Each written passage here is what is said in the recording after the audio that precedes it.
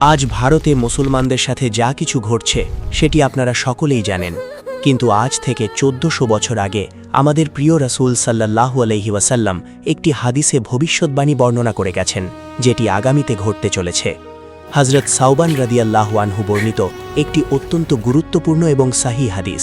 রাসূলুল্লাহ সাল্লাল্লাহু আলাইহি ওয়াসাল্লাম বলেছেন, আমার উম্মতের দুটি দল এমন রয়েছে যাদের আল্লাহ তাআলা জাহান্নামের আগুন থেকে রক্ষা করবেন।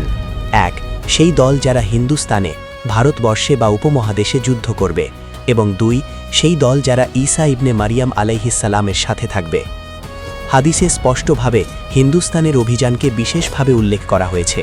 এই হাদিসকে অনেকেই সরাসরি শেষ যুদ্ধ বা মালহামা বলে প্রচার করে, কিন্তু হাদিসটি নিজে কোথাও মালহামাতুল কুবরা শব্দ ব্যবহার করেনি।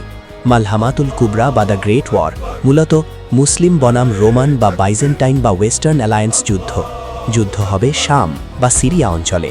এরপর দাজ্জাল বের হবে, এরপর ঈসা ইবনে মারিয়াম আলাইহিস সালাম নাজিল হবেন। তাহলে হিন্দুস্তানের যুদ্ধ কোথায় ফিট করে? অনেক মুহাদ্দিস বলেন, হিন্দুস্তানের যুদ্ধ মালহামা নয়, এটি আলাদা একটি ফুতুহাত বা অভিযান। এটি মালহামার আগে ঘটতে পারে।